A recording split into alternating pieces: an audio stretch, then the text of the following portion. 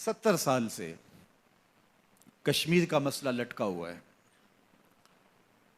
فلسطینی اس قدر بے آسرا ہیں کہ مزاحمتی تحریک بھی اس دور میں پتھروں کے ساتھ باقی ہے۔ ایک طرف سے ٹینک آ رہا ہے اور ایک طرف سے وہ پتھر اٹھا کر کے اس کو ٹینک کو مارتے ہیں۔ ہاتھی اور چیونٹی کا مقابلہ ہے، اور پھر وہ ٹینک ان کو رونتے ہوئے گزر جاتے ہیں، ان کی ہڈیاں بھی توڑ دیتے ہیں، اور صدائے احتجاج بلند ہوتی ہے، جنازے اٹھتے ہیں۔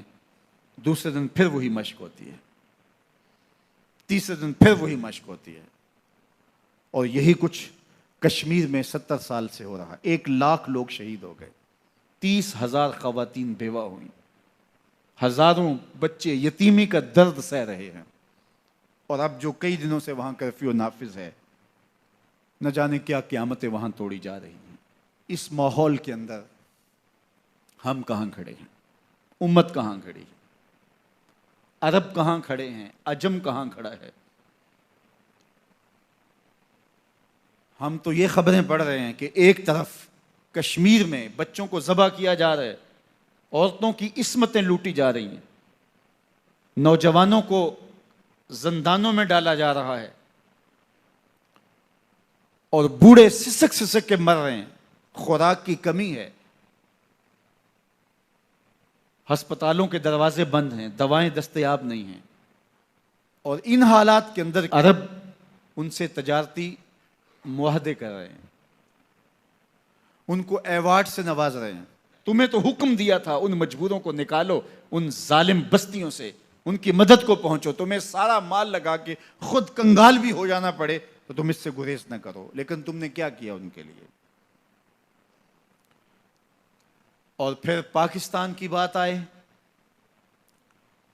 تو مجھے معاف کیجئے گا، ہم بھی سلامتی کونسل کی طرف دیکھتے ہیں، اور ایک اجلاس ہماری تسکین کے لیے کافی ہو جاتا ہے کہ سلامتی کونسل نے اتنے عرصے کے بعد ایک اجلاس بلا لیا۔ کیا ہوا اس اجلاس میں؟ کیا رشتے ہوئے زخم، ان زخموں سے بہتا ہوا خون بند ہو گیا؟ کیا ظالم کے ہاتھ سے شمشیر چھین لی گئی؟ کیا وہ بندوق جو جوان کا کلیجہ چیر دیتی ہے، اس کو ظالم کے ہاتھوں سے چھین لیا گیا اس قرارداد کے ذریعے سے؟ کیا فائدہ ہوا ہمیں اس قرارداد سے؟ ایک جانب ہمارے بڑوں نے یہ کہا کہ کشمیر پاکستان کی شارگ ہے۔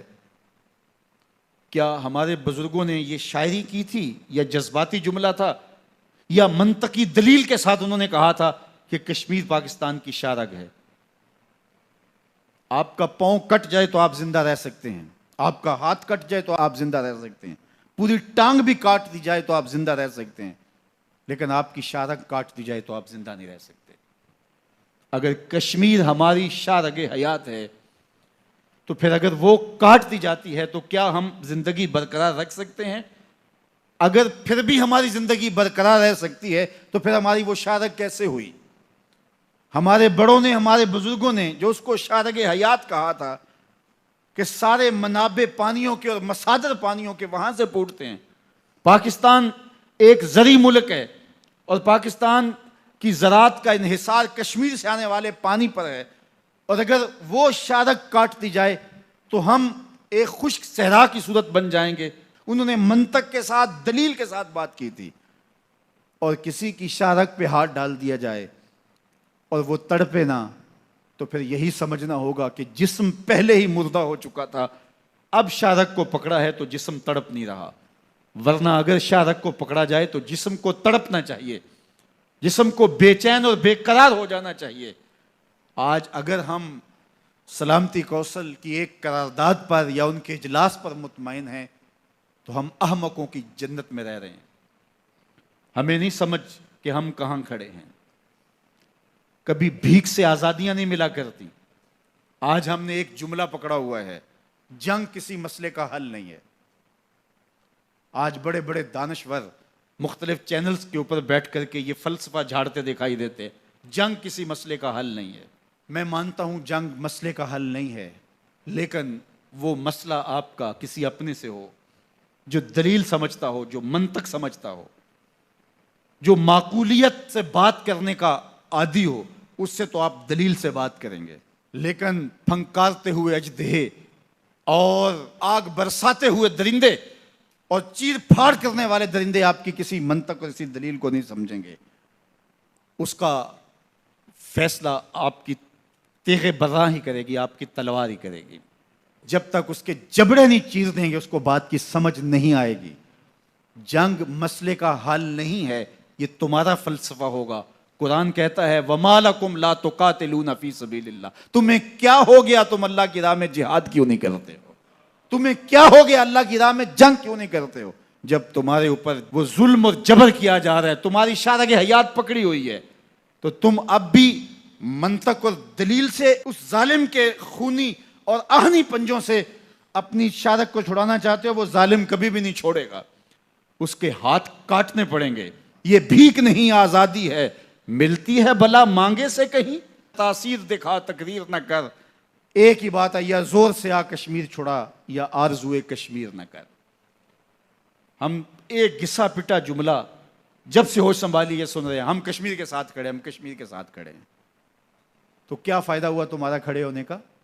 ان کی بیٹیاں تو لٹ رہی ہیں، ان کے گھر تو اجڑ رہے ہیں، ان کے جوان تو چیر دیے جاتے ہیں، وہ 70 سال سے لڑ رہے ہیں اور ہم ان کے ساتھ کھڑے ہیں۔ اب وہ وقت آ گیا ہے کہ ہمیں کشمیر کی مدد کے لیے عملاً کھڑا ہونا پڑے گا، عملاً کھڑا ہونا پڑے گا۔ زبانی کلامی نہیں ہے، لفظوں سے نہیں ہے، ہم ان کی مدد کو پہنچنا پڑے گا۔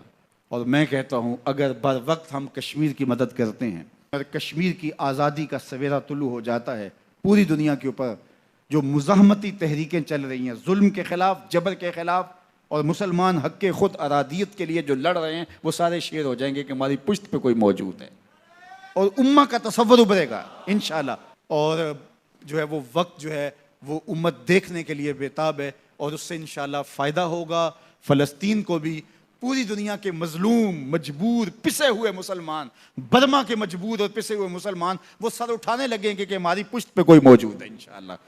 اور پاکستان امہ کے قائد کے طور پہ ابھر کے سامنے آئے گا۔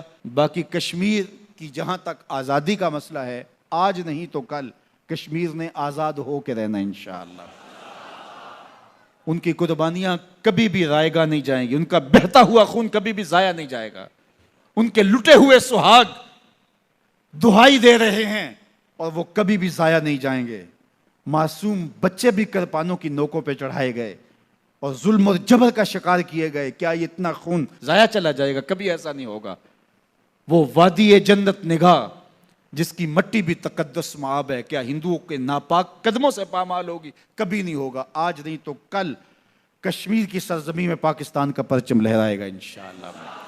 جو میں کہہ رہا ہوں یہ میرے اکیلے کی آواز نہیں ہے، یہ پورے پاکستان کی آواز ہے۔ صرف چند بزدل لوگوں کی بات چھوڑ دیجئے گا، باقی اس وقت پاکستان کے بچے بچے کی یہ آواز ہے کہ ہم سے اب یہ دیکھا نہیں جاتا کہ ہماری بہنوں کی آبرو ریزی ہو، اب ہم سے نہیں دیکھا جا رہا کہ ہمارے بھائی کاٹ دیے جائیں اور مائیں سسک سسک کے روئیں ان کی لاشوں پہ۔ اب ہم سے یہ منظر دیکھے نہیں جا رہے۔ ہم حکومت وقت سے مطالبہ کرتے ہیں کہ وہ اپنے مظلوم مسلمان بھائیوں کی مدد کے لیے کشمیر میں فوجیں اتار دے، پوری قوم ان کے پیچھے کھڑی ہوگی انشاءاللہ۔